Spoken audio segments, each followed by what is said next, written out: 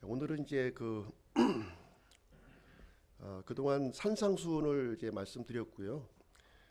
오늘은 이제 디모데서를 저희가 좀 진행하려고 하는데 좀 그에 앞서서 디모데라는 사람, 디모데라는 사람을 함께 살펴보는 그런 시간을 갖도록 하겠습니다. 하나님의 사람 디모데라는 제목으로 오늘 말씀을 전해드리도록 하겠습니다. 우리들은 지금 이제 다양한 노후 준비를 하고 있죠. 이제 수명이 이렇게 연장되면서 노후 준비를 열심히 하고 있습니다. 저축도 하고 보험이나 연금을 이렇게 가입을 해서 이렇게 준비를 하고 있는데요. 과연 우리 그리스도인들은 어떻게 노후를 준비해야 할 것인가 하는 것입니다. 정답은 예수 그리스도처럼 하시면 돼요. 예수 그리스도께서 우리의 본보기가 되어 주셨기 때문에 예수 그리스도처럼 이렇게 살아가는 것이 우리가 노후를 현명하게 지혜롭게 잘 준비하는 길이다 이렇게 생각을 합니다. 그러기 위해서는 현재 우리에게 주어진 시간, 현재 주어진 이 시간을 가지고 이렇게 우울해하고 불안해하고 하는 것보다는 영혼을 위해서 우리가 투자를 해야 될 줄로 생각을 합니다. 그리고 우리에게 부여되어 주신 이 사명, 각자에게 주어진 사명이 있거든요. 이 사명을 이게 잘 수행하는 것이 이 영원한 노후를 준비하는 길이라고 저는 생각을 합니다. 저는 저희 아버님이 좀 일찍 돌아가셨어요. 그래서 이제 한 60세 이제 그 당시 환갑 잔치 하시고 그 다음 해에 이제 돌아가셨거든요.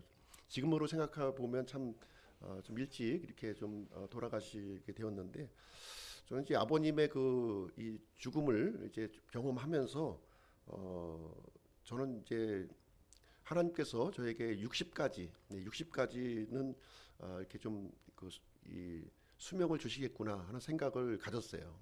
그리고 나서 만약에 60을 넘어서 내가 살아간다면 그것은 이제 보너스 인생이다. 보너스 인생. 그래서 제가 그러다 보니까 60이 넘었거든요. 제가 60이 넘어서 제가 사는 이 나머지 삶은 저는 보너스 인생이라고 생각해요. 보너스 인생.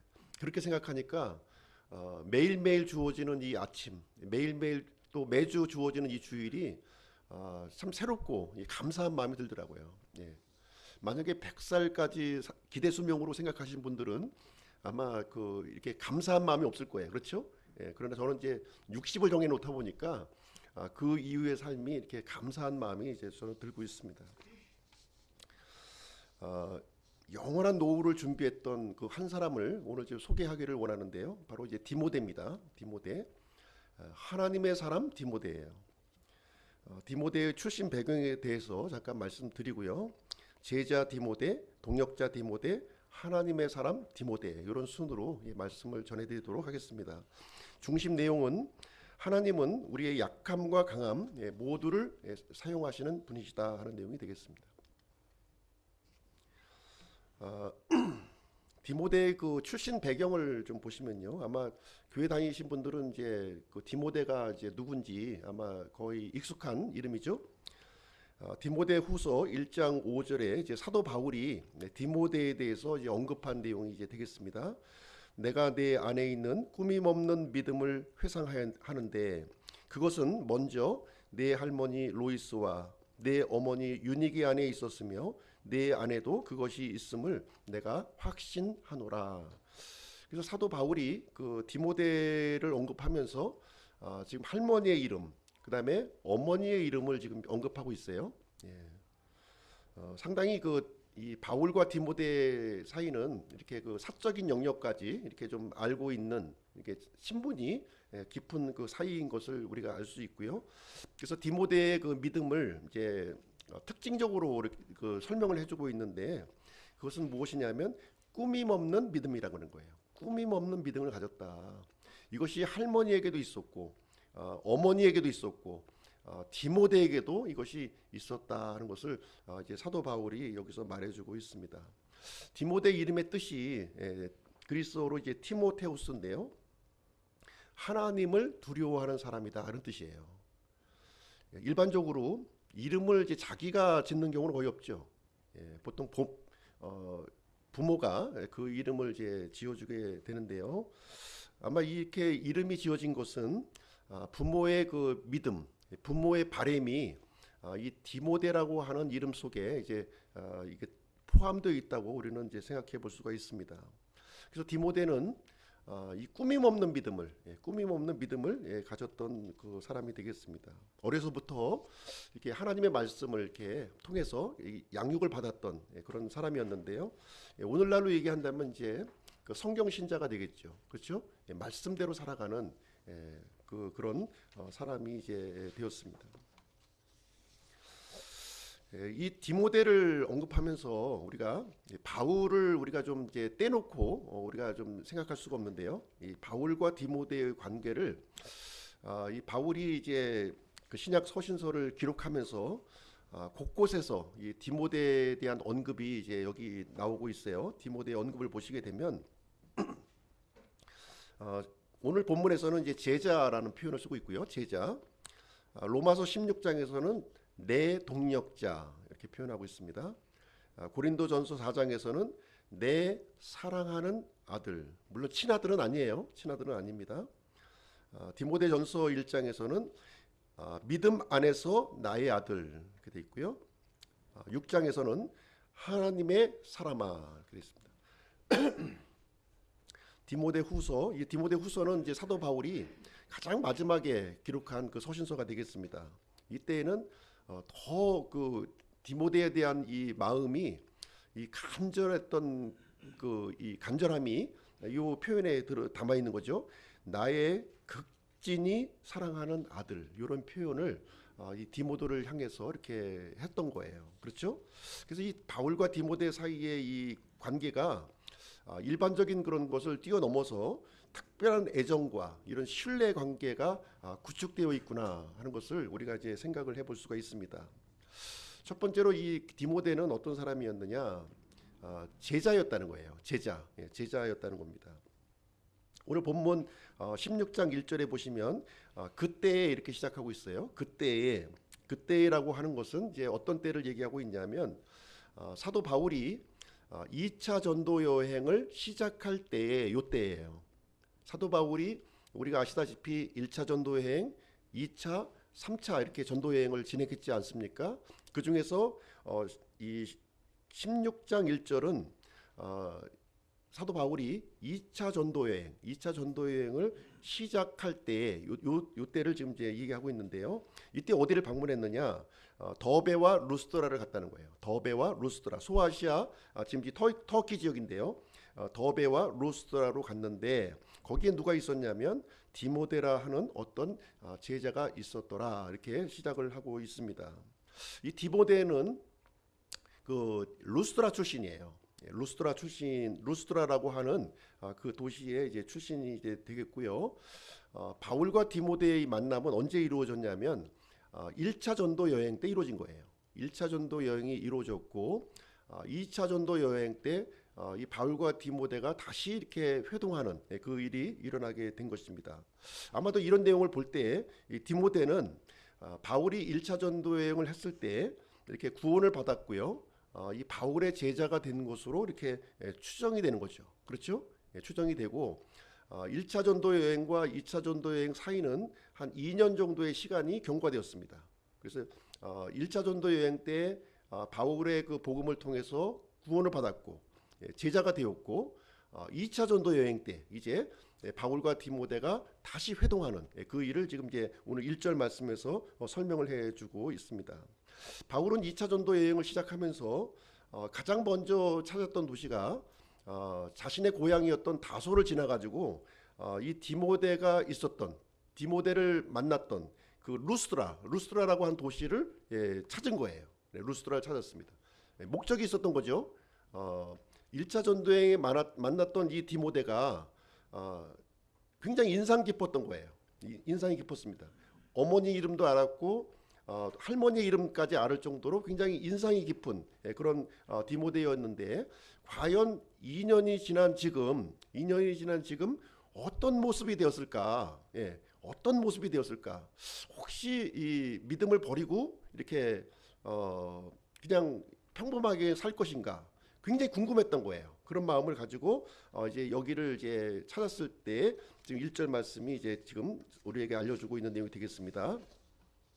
잠깐 이제 바울이 1차 전도여행 했던 코스를 한번 제가 좀 말씀드릴게요.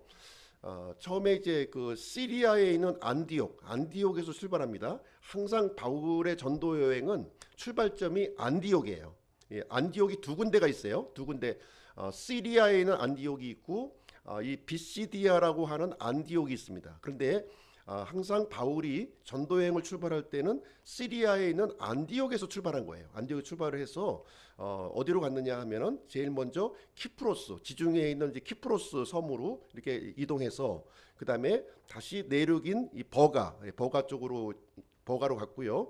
버가에서 내륙에 있는 비시디아 안디옥으로 들어갑니다. 안디옥으로 들어가고 또 내려와서 이고니온, 루스트라, 더베 이렇게 이제 이동을 하게 되는데요. 루스트라에서 디모데를 만난 거예요. 디모데를 만난 거예요. 그리고 다시 그 후에 역순으로 이제 다시 안디옥까지 되돌아오는 코스가 1차 전도 여행이 이제 되겠습니다. 1차 전도 여행에서 이제 바울이 최초의 설교 장면이 이제 소개가 되고 있는데요.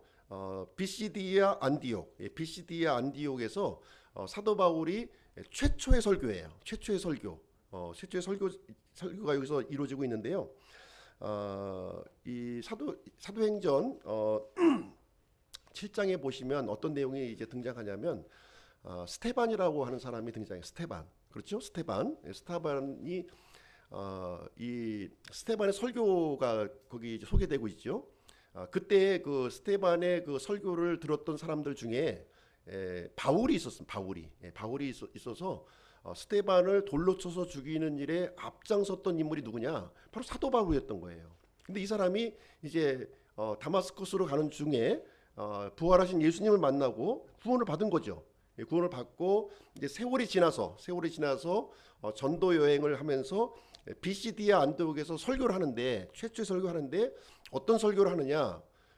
사도행전 7장에 있던 스테반의 설교를 그대로 하는 거예요. 그대로 옮겨 놓아서 그 설교를 그대로 이제 진행을 합니다. 하나님께서 이스라엘 백성들을 이렇게 출애굽하셔서 가나안 땅으로 이동하셨고, 그 다음에 첫 번째 왕으로 사울 왕을 주셨으며 두 번째 왕으로 다윗을 주셨다는 거예요. 그리고 다윗의 후손으로 누구를 보내셨냐면 바로 예수 그리스도를 보내셨다는 거예요. 약속의 메시아를 보내셨다고 하는 것이죠. 그분의 십자가의 죽음과 부활을 통해서 이 죄사함이 이제 우리에게 주어졌다 하는 내용을 가감없이 사도 바울이 선포를 한 거예요. 어디서요? 비시디아 안디옥에서 이 설교를 진행을 했습니다. 그래서 이 십자가에 죽으신 예수님, 부활하신 예수님을 구주로 받아들이는 자들에게 구원을 허락하여 주신다 하는 내용을 이제 하게 되었습니다. 이때 이제 어떤 일이 일어났냐면 많은 이방인들이 바울의 그 이 복음을 듣고 받아들였다 이렇게 성경은 말을 해주고 있습니다. 사도행전 13장 48절에 보시면 이방인들이 이 말을 듣고 즐거워했다는 거예요. 예, 즐거워했어요. 예. 근데 이제 여기서 한 가지 어떤 일이 이루어지게 되냐면 이방인들은 바울의 복음을 듣고 너무 기뻐한 거예요. 근데 반면에 이 사도 바울의 이 복음 전하는 것을 극도로 싫어했던 사람이 있었어요. 극도로. 그 사람들이 누구냐면 유대인들이었다는 거예요. 하나님을 먼저 믿었던 유대인들이 바울이 전한 복음에 대해서는 이렇게 거부하고, 반면에 그 이방인들은 바울의 복음을 받아들이는 그런 일이 일어나게 되었습니다. 그래서 비시디아 안디옥에서 굉장히 많은 사람이 구원을 받는 거예요. 구원을 받습니다. 그래서 여기 말씀해 보시게 되면 영원한 생명에 이르도록 정해진 자들은 다 믿더라 이렇게 기록을 해주고 있습니다. 여기서 정해진 자라고 하는 것은 하나님이 너는 구원받을 사람이야, 너는 구원받지 못할 사람이야, 이것을 미리 정해서 구원받을 사람만 이렇게 구원하셨다는 내용이 아니에요. 이것은 믿는 자와 동의어로 지금 이제 설명을 해주고 있습니다. 그래서 사도 바울의 복음을 듣고 믿는 자들에게는 하나님께서는 하나도 빠지지 않고 그 사람들에게 영원한 생명을 허락하셨다. 이 내용이 되는 겁니다. 이 일이 엄청난 이 일이 이제 여기서 일어나게 되었습니다. 반면에 이방인들은 이렇게 즐거워했지만 유대인들은 극렬하게 저항을 했다는 거죠. 극렬한 저항을 한 거예요. 그래서 이 유대인들이 사람들을 이렇게 선동하고 그 바울과 바나바를 아주 핍박하는 정도가 아니라 그 도시에서 쫓아내버린 거예요. 비시디아 안디옥에서 쫓아버리는 그런 일이 일어나서 바울이 가는 곳곳마다 어떤 일이 일어났냐면 두 편으로 갈라진 겁니다. 두 편으로. 그 믿지 않는 유대인 편에 이제 서는 사람과 또 사도 바울의 이 일행과 이게 또 함께하는 사람들로 이게 갈라지는 일이 생겨나게 되었고, 유대인들이 더 힘이 강성하다 보니까 사도 바울을 이렇게 쫓아내는 그런 일이 이제 일어났습니다. 그때 제자들이 기쁨과 성령님으로 충만했다. 비록 그렇게 핍박과 이런 박해를 받았지만 그래도 그 마음 속에는 성령님께서 주시는 그 기쁨으로 충만했다고 지금 이제 얘기를 해주고 있습니다. 그러면서 이제 바울이 이제 어디를 방문하냐면 바로 이 디모데가 있었던 루스드라로 들어갑니다. 루스드라로 이제 들어가게 되는데요. 루스드라에서 한 가지 이제 사건이 일어납니다. 이 바울이 돌로 쳐서 이제 죽는 사건이 일어납니다. 죽는 사건이 일어나요. 이 유대인들의 저항이 얼마나 심각했는지 비시디아 안디옥에 있던 유대인들이요, 이 루스드라까지 쫓아와서 사람들 또 선동하고 이 사도 바울을 돌로 쳐서 죽이는 그 일이 루스드라에서 일어나게 되었습니다. 다 죽은 줄 알고, 바울이 죽은 줄 알고 이제 그 시신을 도시 밖으로 이제 던져버린 거죠. 그러니까 이제 갑작스러운 일이 이제 일어난 거예요. 그러니까 이제 바울을 이렇게 추종하던 사람들에게 굉장히 충격적인 일이 이제 발생이 되었고, 이제 장례를 치러야 되겠구나 이런 생각을 이제 하게 된 거죠. 근데 어떤 일이 일어났냐면 바울이 죽은 줄 알았던 바울에게 생명이 또 이렇게 생겨서 살아나는 일이 여기서 또 생긴 겁니다. 죽은 줄만 알았던 사도 바울이 이제 살아나게 되었고요. 하나님의 권능으로 이제 사도 바울을 살려주셨다고 생각을 합니다. 죽음을 경험한 바울은 어떻게 했을까요? 참 이 두려움에 떨어서 이 복음 전달하는 것을 중단했을까요? 그렇지 않았습니다. 사도 바울은 이 죽음을 무릅쓰고 계속해서 복음을 전파하는 일을 이제 끝마치게 됩니다. 루스드라에서 더베에서 다시 루스드라로, 또 지금까지 왔던 역순으로 이고니움, 비시디아, 안디옥으로 이렇게 되돌아가는 그런 여정을 끝마치게 됩니다. 그래서 이 루스드라에서 이제 어떤 일이 이제 생기냐면은 사도 바울이 많은 제자들을 여기서 세우는 거예요. 이 끔찍한 상황을 당했음에도 불구하고 구원받은 사람들을 이렇게 제자로 삼는 그런 일을 이제 진행하게 되었습니다. 사도행전 14장 22절에 보시게 되면 그 내용을 아주 간략하게 설명을 해주고 있는데요. 사도 바울이 이 그 구원받은 사람들을 어떻게 이렇게 제자로 세웠는가 하는 부분에 대해서 아주 짤막하게 설명을 해주고 있어요. 사도행전 14장 22절입니다. 같이 한번 읽어보실게요. 시작. 제자들의 혼을 굳건하게 하며 믿음 안에 거하도록 그들을 권면하고, 또 우리가 반드시 많은 환난을 거쳐 하나님의 왕국에 들어가야 하리라고 권면하더라. 사도 바울은요, 이 구원받은 사람들을 향해서 어떻게 얘기하냐면, 우리가 예수님을 믿으면 이렇게 아주 뭐 만사형통하고 이렇게 좋은 일이 생기는 것이 아니라 반드시 많은 핍박이 있을 거라는 거예요. 지금 사도 바울이 복음을 전하면서 핍박을 받는데 이것은 지극히 정상적이라는 거죠. 정상적인 상황이라는 것을 여기서 말씀을 하고 있습니다. 그래서 그러니까 예수님을 믿고 이 믿음 가운데 살아간다고 하는 것은 이 세상을 편안하게 이렇게 안락하게 사는 것이 아니라 많은 핍박 가운데, 그 가운데 그것을 통과하면서 하나님의 왕국에 들어가는 것이다. 이렇게 하면서 바울이 전한 복음이 어떤 복음이었는가 하는 것을 여기서 분명하게 우리에게 설명해 주고 있는 거예요.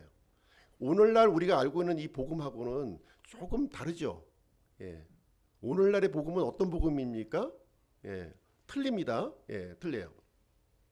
그래서 우리는 성경에서 얘기하고 있는 복음과 지금 오늘날 교회에서 전하는 복음이 약간 좀 뭔가 좀 이렇게 의미가 좀 바뀌어졌다고 하는 것을 우리는 알 수 있어야 되는 거예요. 바울이 전한 이 복음을 무엇이고 지금 우리 현실 속에서 우리가 전달되는 이 복음이 이 차이점을 우리가 인식할 수 있어야 된다는 겁니다. 그래서 가짜 복음에 속아서는 안 되는 거예요. 예수님 믿으면 잘 살 수 있다. 예수님 믿으면 돈 벌 수 있다. 예수님 믿으면 질병에 걸리지 않고 건강해질 수 있다. 성공할 수 있다. 그래서 구원만 받으면 된다. 이렇게 주장을 합니다. 이것은 가짜 복음이에요. 이거 가짜 복음입니다. 물론 그 복음의 일정 부분 요 내용이 포함이 돼 있는데 이것은 극히 일부분인 거죠. 이 극히 일부분이 이걸 확대시키면 안 되는 거예요. 예, 많은 부분이 우리가 이 복음을 듣고 예수님을 믿었을 때 이렇게 모든 일이 잘 되고 만사형통되는 것이 아니라 사도 바울이 얘기한 것처럼 믿음을 갖고 사는 사람들은 많은 환난을 겪을 수밖에 없다고 하는 사실을 우리가 인식하고 있어야 돼요. 그걸 각오하고 믿으셔야지. 잘 된다고 하고서 믿고서 잘 안 되면 어떤 일이 일어납니까?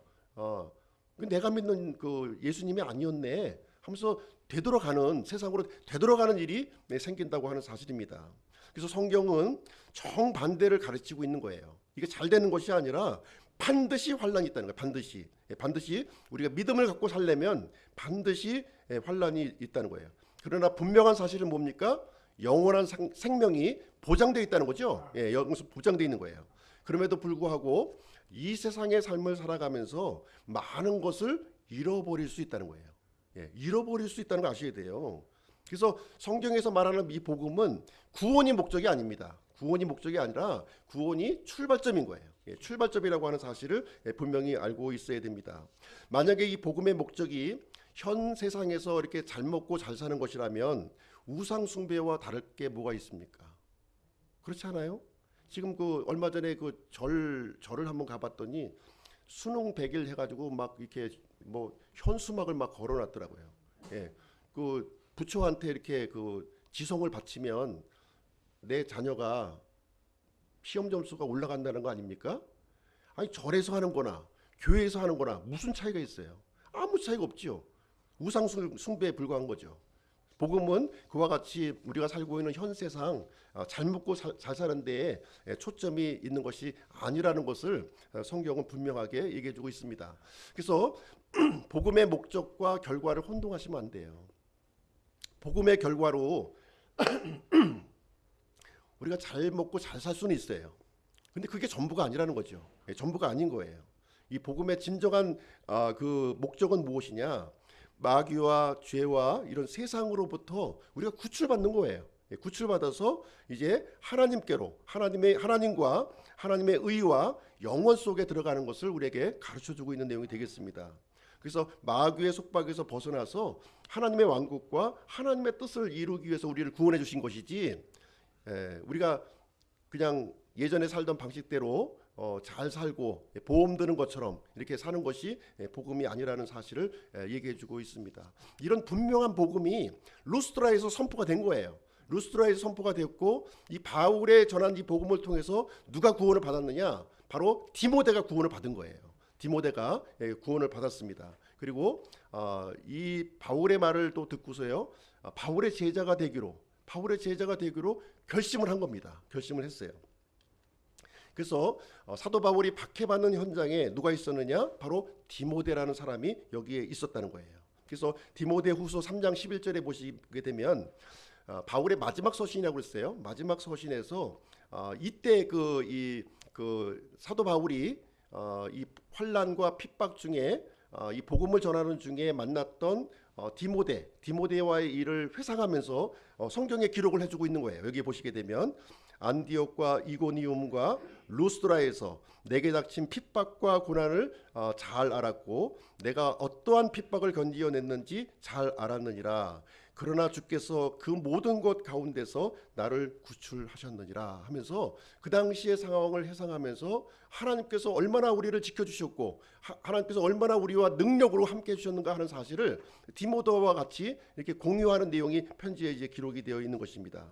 그래서 디모데는 이 바울의 복음을 듣고요 따르는 자가 되었고 배우는 자가 되었고 삶을 본받는 자가 되었음을 우리가 이제 발견할 수가 있는 것이죠.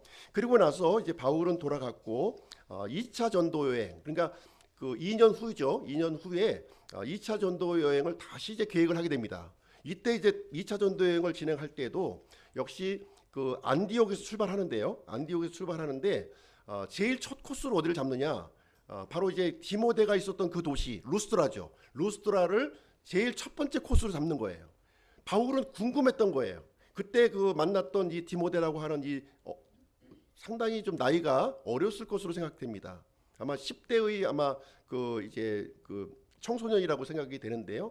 굉장히 인상이 깊었고 2년이 지난 다음에 이 아이가 어떤 모습으로 변화되었을까 하는 것이 마음속에 굉장한 궁금증이 있었을 것이고요. 그걸 확인하고 싶었던 거예요. 확인하고 싶어서 루스드라를 제일 먼저 이렇게 그 1차 전도 여행은 키프로스로 해서 이제 해양으로 이렇게 이동했지만 이제는 다시 내륙으로 제일 마지막으로 갔던 곳을 제일 첫 번째 코스로 이렇게 사용해서 더베와 루스드라를 제일 먼저 방문해서 이제 그 디모데를 이제 만나게 되는 것이 오늘 본문 말씀 1절에 이제 들어있는 내용이 되겠습니다.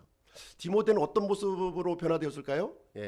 2절 말씀에 그 이제 디모데의 변화된 모습이 기록이 되어 있습니다.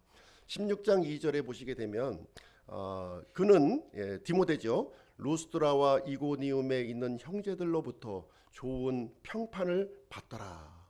2년 후에 만났던 이 디모데의 모습은 형제들로부터 좋은 평판을 받는 인정받는 자로 이렇게 변화가 되었다고 하는 사실을 여기서 단적으로 설명을 해주고 있는 거예요. 그 당시 단지 갓 구원받은 사람이죠. 갓 구원받았고 바울을 이렇게 그 가르침을 뭐 긴 기간이 아니었을 거예요. 그냥 뭐 한 달 정도, 한 달 남짓 정도 이렇게 배웠을 텐데 어떤 모습이 되었을까 지금 좋은 평판을 이제 가졌다 이렇게 얘기를 해주고 있습니다. 이 좋은 평판이라고 하는 이 단어가 바로 지도자의 덕목이에요. 교회 지도자로 세울 때 가장 그 이 중요한 그 이 기준점 중에 하나가 좋은 평판입니다. 좋은 평판. 이 좋은 평판이 성경 곳곳에 나와요. 사도행전 6장에 보시면 7명의 신실한 사람들을 선발하지 않습니까? 그때 선발했던 그 기준이 뭐였느냐? 기준 중에 하나가 좋은 평판이었다는 거예요. 그 다음에 사도행전 10장에서도 보면 누가 등장하냐면 고넬료라고 하는 사람이 등장합니다. 이방인 중에 제일 처음에 구원받은 사람이죠. 이 고넬료의 경우도 좋은 평판을 여기서 얘기해주고 있어요. 좋은 평판. 그리고 디모데전서 3장에 보시게 되면 교회의 지도자인 감독의 조건을 쭉 나열하고 있는데 그 중에서 좋은 평판 이것이 여기에 이제 들어가 있는데 바로 디모데가 이런 좋은 평판을 이제 갖고 있는 모습을 사도 바울이 발견한 거예요. 발견을 한 겁니다. 이 좋은 평판이라고 하는 것은 이 정직하고 신실하고 부지런하고 이렇게 그 믿는 사람들로부터 인정받는 모습이 바로 좋은 평판이 이제 되겠습니다. 여기 이제 이 디모데가 루스드라 사람인데 이 좋은 평판이 어디까지 번졌냐 하면은 이고니움까지 번진 거예요. 이고니움. 이고니움은 루스드라와 그 이고니움 사이는 30km가 떨어진 거예요. 여기서 30km면 어딘가요? 뭐 한 저기 한 오산? 오산까지. 지금이야 뭐 교통이 지금 뭐 이렇게 원활하니까 이렇게 인터넷을 통해서 이렇게 뭐 검색이 가능하겠지만 당시에는 이게 불가능하잖아요. 그죠? 한 지역을 넘어서 다른 지역까지 알려진다고 하는 것은 굉장히 어려운 일이에요. 그래서 아마 디모데가 어떤 모습이 되었을까 하는 것은 아마 우리가 상상을 해볼 수가 있겠습니다. 제자로 변화가 된 거예요. 제자로. 그래서 이제 3절 말씀에 보시게 되면 이런 변화된 이 디모데의 모습을 보고서 바울은 이제 어떤 결정을 내리게 되냐면요. 이 디모데를 2차 전도 여행에 합류시킵니다. 전도 여행은 굉장히 그 힘든 길이죠. 지금은 여행이 지금 뭐 굉장히 일반화되어 있는 그 상황이지만 당시에 여행을 한다고 하는 것은 목숨 걸고 하는 거예요. 목숨이 위험받는 자리예요. 그런 자리에 지금 어떻게 보면 20살도 안 된 지금 디모데를 지금 합류시키고 있는 이 결정을 사도 바울이 했다는 겁니다. 했다는 거예요. 바울이 그를 데리고 떠나려 할 때 아마 부모의 동의도 있어야 되겠죠. 유닉의 그 로이스 할머니의 그 아마 동의도 구해야 됐을 거예요. 그래서 이 어린 아이를 이제 전도 여행에 합류를 시킵니다. 바울은 발견한 거죠. 이 디모데의 모습을 통해서 이 신실한 사람이었고 2년 동안 괄목할 만한 믿음의 진보가 있었고 또 주변의 많은 동료 제자들로부터 인정받는 그런 모습을 발견을 하게 된 것입니다. 이 바울은요 디모데를 이제 그 전도여행 합류하면서 이제 어떤 일을 한 가지 하는데요, 바로 할례를 행합니다. 할례를 행하는 거예요. 디모데에게 왜 할례를 주었을까요? 바울은 지금까지 할례를 주라고 그랬나요? 주지 말라고 그랬나요? 주지 말라고 그랬어요. 근데 디모데에게는 할례를 주라고 얘기합니다. 지금 할례를 주라고 얘기하고 있는 거예요. 할례를 준 이유는 지금 이제 이 할례 자체가 어떤 그 의미가 있기 때문에 이제 할례를 베푼 것이 아니라는 것을 우리는 알 필요가 있습니다. 그래서 구원을 위한 방편으로 할례를 준 것이 아니라 율법에 순종하는 차원에서 할례를 준 것이 아니라는 거죠. 바울이 디모데에게 할례를 준 것은 무엇이냐면 디모데의 사역과 관련이 있는 거예요. 디모데의 사역. 앞으로 디모데의 이 사역을 가만히 보았을 때 지금 이제 이 디모데는 어머니가 유대인, 아버지가 그리스인이에요. 근데 할례를 받지 않았어. 그러다 보니까 어떻게 보면 반쪽짜리 유대인인 거죠. 유대인으로부터도 인정받지 못하고 그리스도인으로부터 인정받지 못하고. 우리 과거에 그렇지 않습니까? 예전에 그렇게 그 민족이 다른 사람들끼리 이렇게 결혼하면은 굉장히 이렇게 조롱하고 이렇게 천시하고 하는 그런 게 있었는데 이런 게 있었던 거죠. 이 디모데에게는 그런 모습이 있었어요.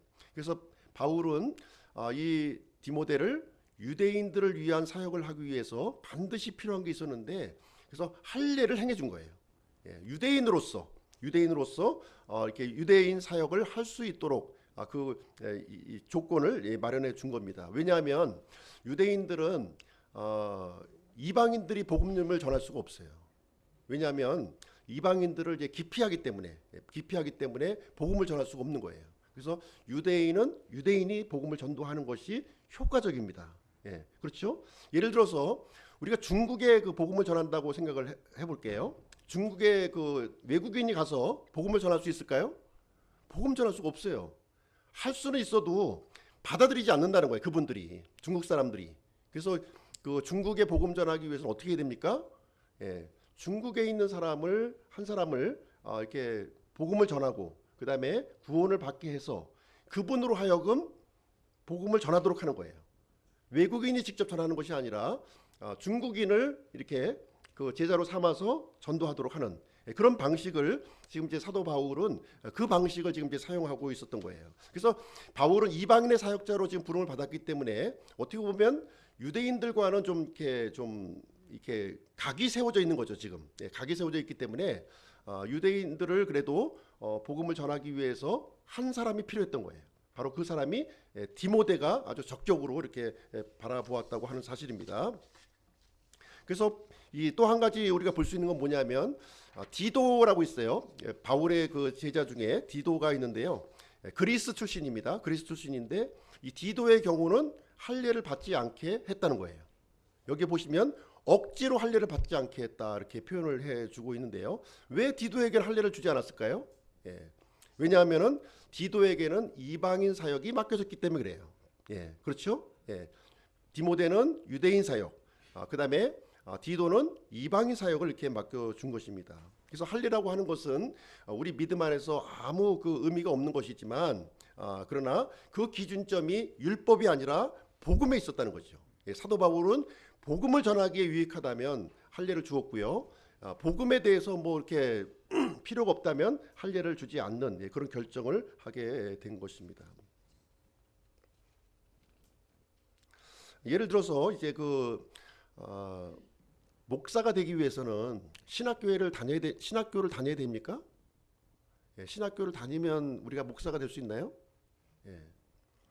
성경에 그런 말은 없지요. 신학교 다녀야만 목사가 된다는 말은 없습니다. 그럼 신학교를 다녀야 될까요? 말아야 될까요? 목사는 다녀야 됩니까? 안 다녀도 되는데요. 안 다녀도 됩니다. 안 다녀도 되는데 그러나 그것이 복음 전하는데 유용하다면 다녀야죠. 우리가 목사가 되기 위한 조건으로 신학교는 다닐 필요가 없습니다. 그럼에도 불구하고 복음을 전하는데 유용하다면 다녀야 되는 거예요. 목적이 틀리다는 거죠.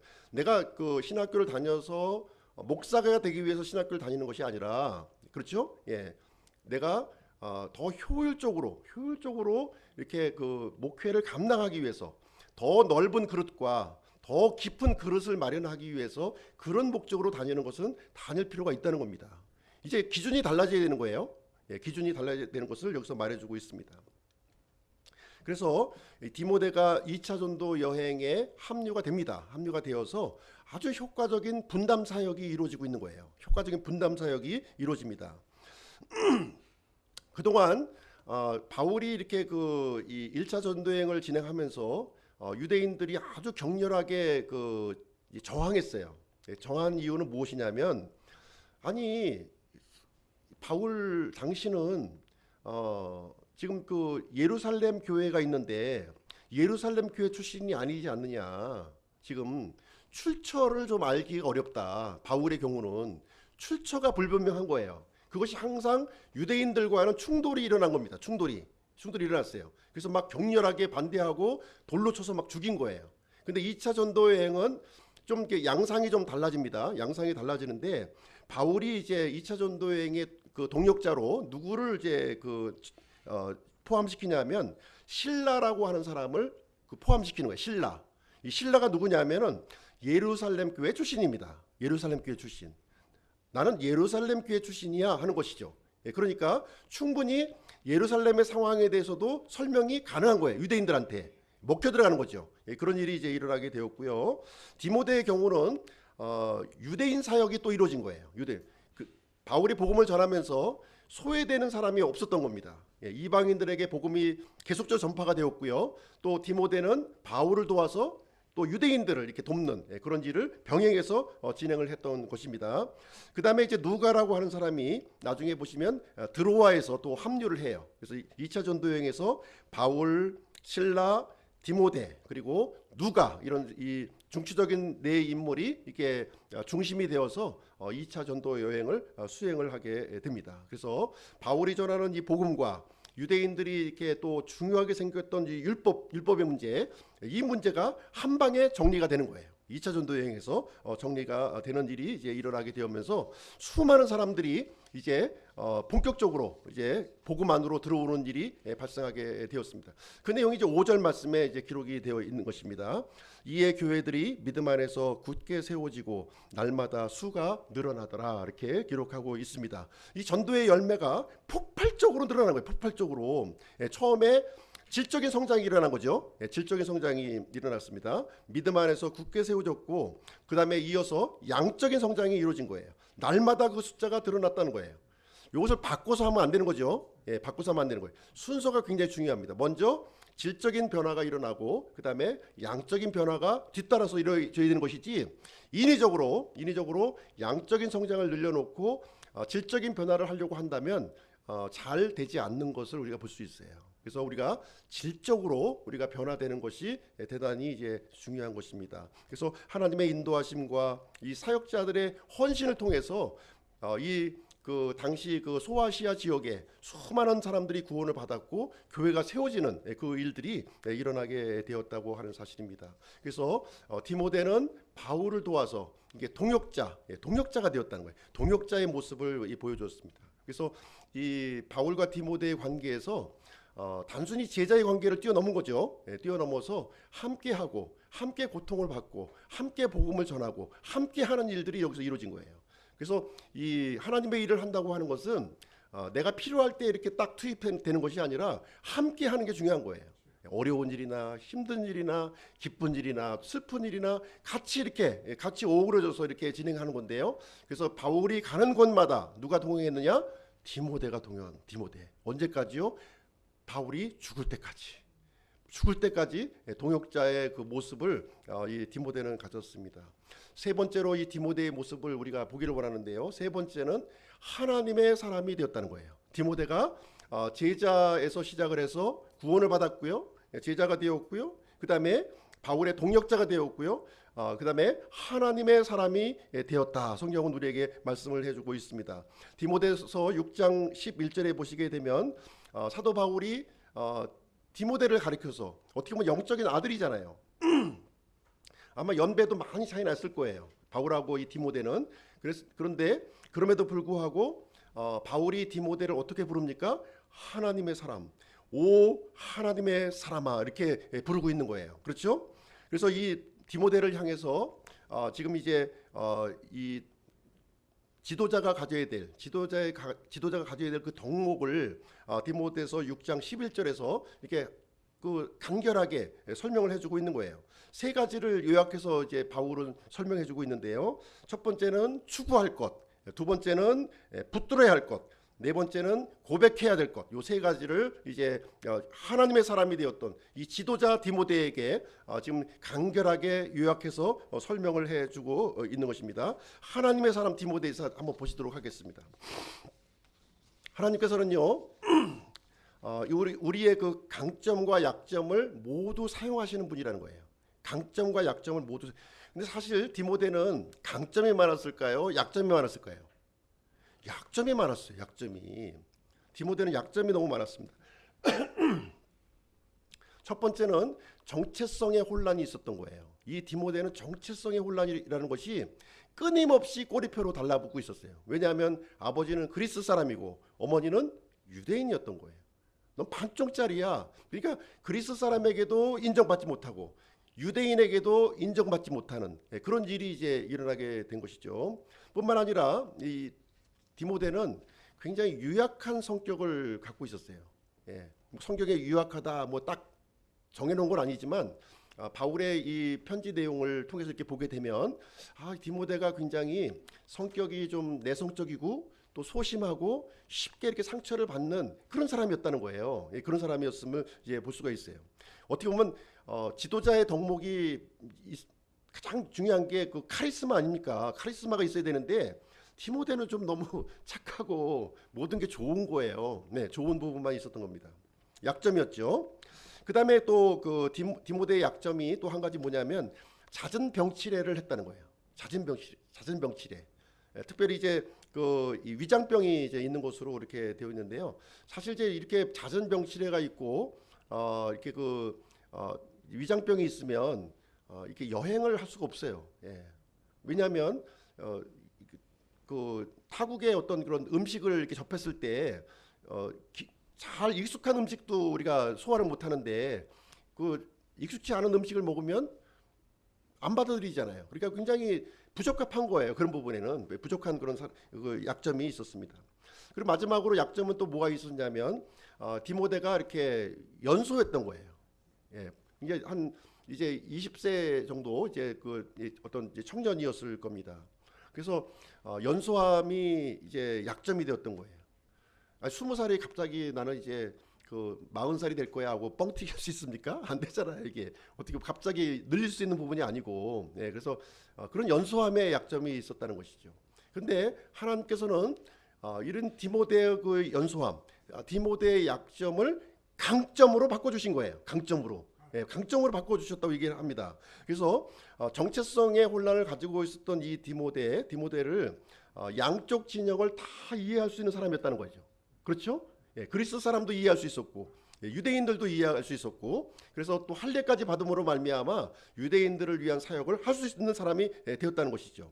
굉장히 성격이 유약했지만 또 이 유약한 성격을 통해서 이렇게 이런 그 갈등이라든가 문제 해결사로 이렇게 또 사용이 되었다는 거예요. 그렇죠? 너무 이렇게 주관이 강한 사람들은요, 이게 그 어떤 공동체에 어떤 문제가 생겼을 때 화합하기가 힘들어요. 그렇죠? 화합하기 힘듭니다. 그러나 이렇게 마음이 이렇게 온화하고 이렇게 이해심이 많은 사람들은 이쪽도 이해하고 저쪽도 이해하고 이렇게 해서 이런 일을 이제 해주게 되는 것입니다. 그 디모데는 이 잦은 병치레에 이런 약점이 있었지만 또 이 병치레를 통해서 이 디모데는 하나님을 이제 더 더 이렇게 그 강하게 붙잡는 그런 계기가 되었던 거죠. 사도 바울 같은 경우에도 이 육체의 가시 때문에 이것을 없애달라고 하나님께 기도하지 않았습니까? 3번씩이나 기도했지만 그 육체의 약함이 이 너의 강함이라고 이렇게 설명을 해주셨던 것처럼 이 디모데의 이 병실에 이런 그 약한 몸이 오히려 예수 그리스도의 강함을 드러내는 그런 계기가 되었다고 하는 사실입니다. 그다음에 그 연소함의 문제가 또 있었는데요. 연소함의 문제도 하나님께서 어떻게 해결해 주셨냐면 이 디모데는 어려서부터 이렇게 그 하나님의 말씀을 배웠던 거예요. 어려서부터 하나님의 말씀을 이게 꾸밈 없는 믿음이라고 표현되어 있지 않습니까? 그 신실하게 말씀 그대로 이렇게 받아들였던 그런 사람이었다는 거예요. 그래서 비록 연륜이 작고 경험이 부족하고 이런 부분이 있었지만 그러나 하나님의 말씀을 집중적으로 더 연구를 했고요. 연구를 해서 하나님의 지혜를 나누는 그런 일을 그 사역을 감당했다 하는 것을 하나님께서 말씀해 주고 있습니다. 그래서 이제 디모데는 하나님의 사람 이제 디모데가 단순히 제자의 단계를 뛰어넘어서 이제 동역자의 관계를 뛰어넘어서 독자적으로 하나님의 그 일을 수행하는 그런 단계에서 가져야 될 3가지 덕목을 이제 얘기했는데요. 그것을 한번 얘기해 보겠습니다. 그래서 추구해야 될 것, 하나님의 사람이 추구해야 될 것, 하나님의 사람이 붙들어야 할 것, 하나님의 사람이 고백해야 될 것 3가지를 한번 좀 말씀을 드리도록 하겠습니다. 먼저 추구해야 될 것을 한번 볼게요. 뭘 추구해야 되느냐? 하나님의 사람이 추구해야 될 목표가 있다는 거죠. 추구해야 될 목표는 여기 이제 그 6가지로 지금 이제 그 바울이 그 소개를 하고 있는데요. 의, 하나님의 성품, 믿음, 사랑, 인내, 온유, 이것을 이제 추구하라고 지금 이제 권면하고 있는 것입니다. 여기에 보시게 되면 네가 좀 많은 사람들을 좀 구원해라. 또 많은 큰 건물을 지어라. 이런 것이 아니죠. 지금 외형적인 것이 아니라 하나님의 사람이 추구해야 될 것은 내적인 부분에 이렇게 그 초점이 맞춰 있는 것을 우리는 여기서 확인할 수가 있는 거예요. 내적인 성품이 이제 그 하나님의 사람이 우선적으로 추구해야 될 것이다 하는 것을 여기서 얘기해 주고 있습니다. 다시 말하면 예수 그리스도의 어떠하심 같이 이 하나님의 사람이 어떠해야 하는가 하는 것을 여기서 말씀해 주고 있는 거예요. 그렇죠? 여기에 중요한 포인트와 초점을 맞춰야 된다는 것이죠.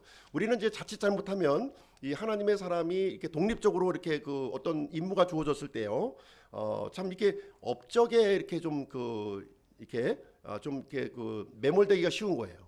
뭐 성과를 좀 올려야지 이런 쪽에 어떤 강박감이 우리가 생길 수 있다는 거죠. 근데 하나님께서는 뭘 얘기하고 있습니까? 그런 어떤 일이나 업적보다는 내적인 성품을 이렇게 강하게 하고 이렇게 든든하게 해야 될 것을 여기서 이제 설명을 해주고 있는 것입니다. 가장 중요한 덕목, 이게 하나님 앞에서 됨됨이가 되야 되는 거예요. 됨됨이가 올바르게 되어 있는 사람을 하나님이 쓰시기 때문에 그렇습니다. 그런 사람을 쓰시는 거예요. 두 번째로 이제 붙들어야 할 것을 또 이제 얘기해 주고 있는데, 붙들어야 될 것을 보겠습니다. 붙들어야 될 것은 2가지를 이제 얘기해 주고 있는데요. 첫 번째는 믿음의 선한 싸움입니다. 믿음의 선한 싸움. 두 번째는 영원한 생명이라는 거예요. 이 하나님의 사람은 반드시 붙들어야 될 것이 있는데요. 2가지라는 거예요. 믿음의 선한 싸움과 영원한 생명이다. 믿음의 선한 싸움은 무엇이냐? 우리가 이제 구원받는 순간부터 우리가 영적 싸움이 시작된 거죠. 그렇죠? 영적 싸움입니다.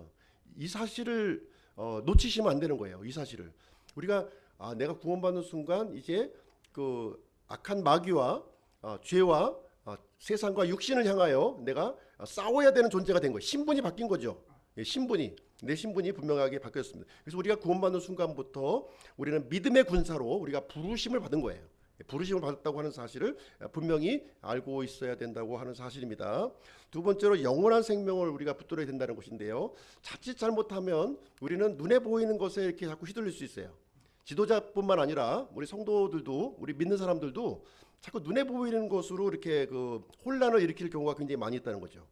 우리의 이 목적이 현 세상에 있는 것이 아니라는 거예요. 현 세상에서 내가 잘 먹고 잘 살고 편안하게 살고 인정받고 칭찬받는 것이 아니라는 거죠. 예, 그래서 이 하나님의 사람이 붙들어야 될 것은 영원한 생명, 영원한 생명을 붙들어야 된다는 거예요. 단지 이 현 세상은 도구에 불과한 거예요. 도구, 도구라는 거예요.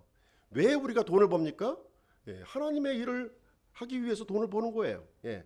왜 가정을 주셨습니까? 하나님을 섬기기 위해서 가정을 준 겁니다. 모든 것을 도구로 봐야지 이것을 목적으로 삼아서는 안 된다는 것이죠.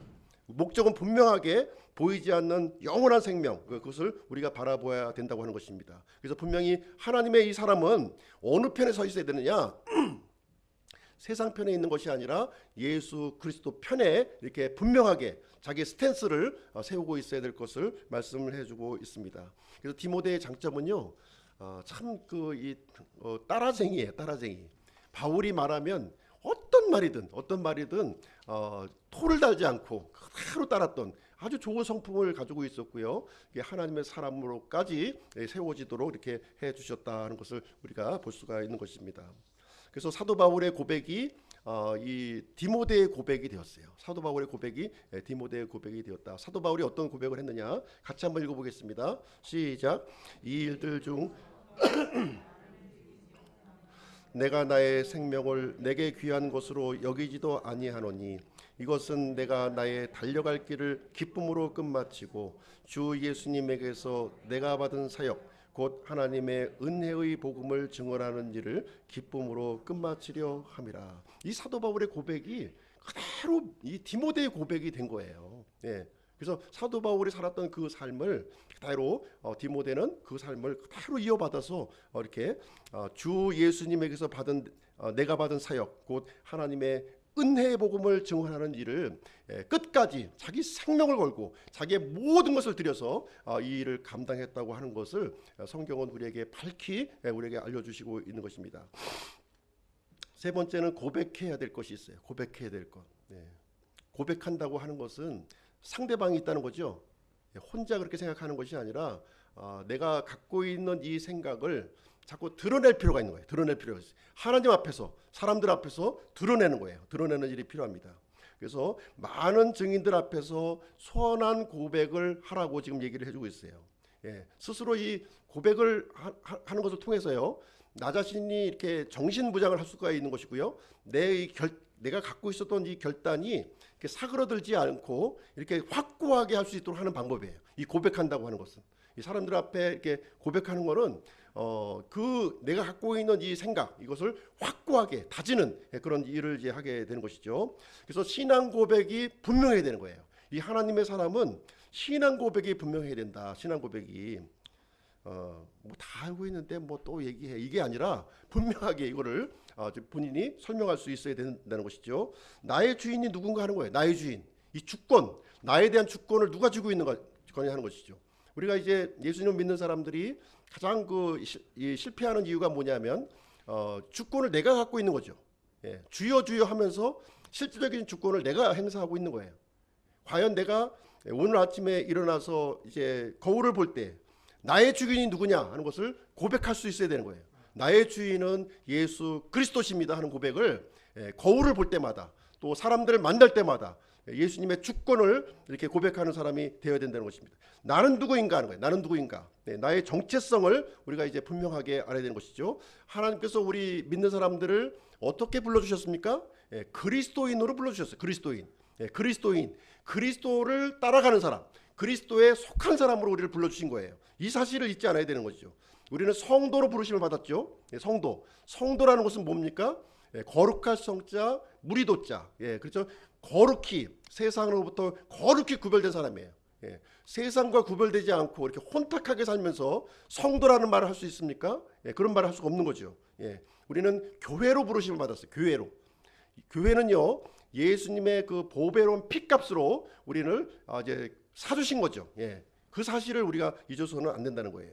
그리고 나는 어디로 가는가? 목적지를 분명하게 알고 있어야 돼요. 나의 목적은 무엇인가? 세상에서 성공받고 사람들에게 칭찬받는 것인가? 거기에 둬서는 안 된다는 거죠. 사람의 칭찬과 세상의 그 어떤 형통으로 우리의 목적을 삼아서는 안 되는 거예요. 영원한 생명에 우리가 목적지를 두어야 할 것입니다. 그리고 나는 무엇을 해야 되는가 하는 것이죠. 각자에게 주신 게 있어요. 하나님께서 모든 사람에게 똑같은 걸 주시지 않았습니다. 각자에게 주신 게 있어요. 잘하시는 게 있다는 거예요. 그 잘하시는 거를 이렇게 그 하나님을 위해서 드리는 그런 일이 이제 있어야 될 줄로 생각을 합니다. 그래서 디모데는 언제 어디서든 신앙 고백이 이렇게 분명한 사람이었습니다. 자, 성경에 보시면요, 하나님의 사람으로 그렇게 불렸던 인물들이 있어요. 하나님의 사람으로 불렸던 인물이 있는데 공통점이 있습니다. 하나님의 사람으로 불렸던 인물들의 공통점은 뭐냐면 하나님의 말씀을 대언했던 사람들이라는 거예요. 하나님의 말씀을 대언했던 사람들이다. 예. 구체적으로 모세가 하나님의 사람으로 불렸습니다. 사무엘이 하나님의 사람으로 불렸습니다. 다윗이 하나님의 사람으로 불렸어요. 엘리야와 엘리사가 하나님의 사람으로 불렸어요. 그리고 수많은 하나님의 말씀을 대언했던 대언자들이 하나님의 사람으로 불렸습니다. 그래서 영적인 암흑기에 하나님의 말씀을 등불로 이렇게 밝혔던 그 사람들이 바로 하나님의 사람이라고 성경은 우리에게 말씀해주고 있고요. 사도 바울은 바로 디모데, 자신의 제자요 영적인 아들이었던 디모데를 향해서 오 하나님의 사람아 이렇게 불렀던 것입니다. 자, 그러면 오늘 이제 말씀을 마치도록 하겠습니다. 하나님의 사람은요, 하루아침에 이루어지는 거 아시죠? 하루아침에 이루어지지 않아요. 그렇죠? 하루아침에 이렇게 뻥튀기로 뻥 튀어지듯이 이루어지는 것이 아닙니다. 많은 시간과 이런 에너지가 필요한 겁니다. 이 디모데는요, 사도 바울의 복음을 듣고 이렇게 구원을 받고 회심을 했고요. 그 다음에 그 구원받는 순간부터 이제 제자가 되기는 그런 결정을 했고요. 또 동역자로 부르심을 받아서 그 바울의 전도 여행을 이렇게 그 목숨 건 여행을 이렇게 감당을 했습니다. 그리고 이제 마지막 때에는 이제 에베소 교회의 감독으로 이렇게 세워져서 이 하나님의 사람으로서 지도자로서의 삶으로 이 자신의 주어진 사명을 감당했던 그런 인물이 되겠습니다.